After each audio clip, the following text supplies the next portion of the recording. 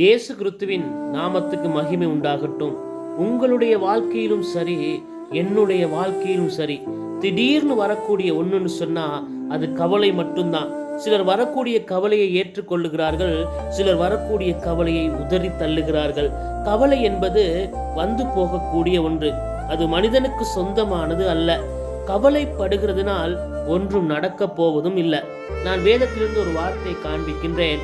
மத்தேயு 6வது அதிகாரம் 26வது வசனம் சொல்லுகிறது, ஆகாயத்து பட்சிகளை கவனித்து பாருங்கள், அவைகள் விதைக்கிறதும் இல்லை, அறுக்கிறதும் இல்லை, களஞ்சியங்களில் சேர்த்து வைக்கிறதும் இல்லை, அவைகளையும் உங்கள் பரமபிதா பிழை பூட்டுகிறார், அவைகளை பார்க்கிலும் நீங்கள் விசேஷித்தவர்கள் அல்லவா என்று சொல்லி, ஆகாயத்தில் பறக்கிற பறவைகளா இருக்கட்டும், காட்டில் வளர்கிற புஷ்பங்களா இருக்கட்டும், அவைகளை தேவன் அழகாக உருவாக்கி அழகாக வளர செய்கிறார்.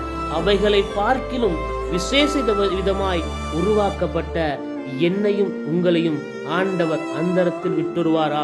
கவலைப்படாதீர்கள், உங்களை உருவாக்கினவர் உங்களோடு கூட இருக்கிறார். அவர் உங்களை நடத்துவார். ஆமென்.